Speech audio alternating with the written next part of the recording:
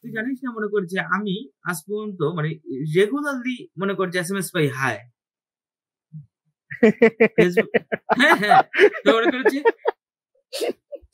ফেসবুকে মেসেজ রিকোয়েস্টে ভরে যায়, আমি কিন্তু রিপ্লাই দিতে পারি না, কারণ কি জানো, অধিকাংশ মেসেজ হাই হ্যাঁ, হ্যালো কথা কথা বলা যাবে, কাটা বলা যাবে। আপনার একটু হেল্প লাগবে, মানে এই টাইপের SMS এ তো কেউ রিপ্লাই দিবে না।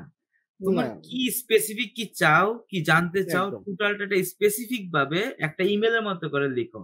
প্রতিটা মানুষের টাইমের একটা প্রয়োজনীয়তা আছে, টাইমের একটা দাম আছে, ঠিক আছে? তুমি ভাই আমি উচ্চশিক্ষায় আমেরিকা যেতে চাই, হেল্প নিডেড, তো এসব করলে তো আসলে কেউ কেউ হয় দিবে না না, তো, তাই না? এসব বলে তো কেউ তোমার দেবে সাথে না। কথা বলবে না।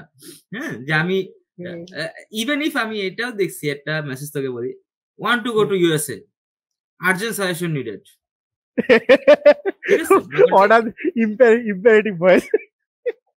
ঠিক আছে, মনে করছে এই টাইপের দিলে তো হবে না, তো তাদের সাথে তুমি একটা একটা সাবলীল মানে ইমেল যেমন আমরা লিখি, ঠিক সেম ভাবে লিখে একদম। তুমি তাদেরকে তাদের সাথে যোগাযোগ করো। দেন তাদের থেকে জানো এখানে পার্সপেক্টিভ গুলো কি, তাদের থেকে জানো যে কোন কোন প্রফেসররা এবার স্টুডেন্ট নিতে চাচ্ছে, কোন কোন প্রফেসরে কিসে কাজ করে, তাদের থেকে তুমি ততটা সহজে পাবা।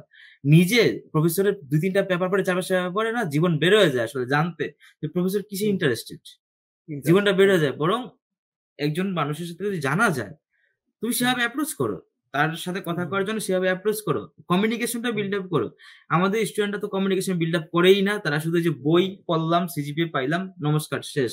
না, যে এইভাবে করলে তো চলবে না, আসলে এইভাবে করলে তো চলবে না।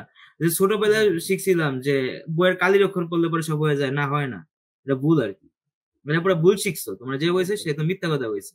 শুধু কালির অক্ষর পড়লে হয় না, কালির অক্ষরের সাথে কমিউনিকেশনটা লাগে, আবার শুধু কমিউনিকেশন হয় না, দুটো জিনিস কম্বাইন করা লাগে। তো তারপরে ঠিকঠাক তুমি ভাবে জানো যে, হ্যাঁ কম্বাইন তুমি করা। জানো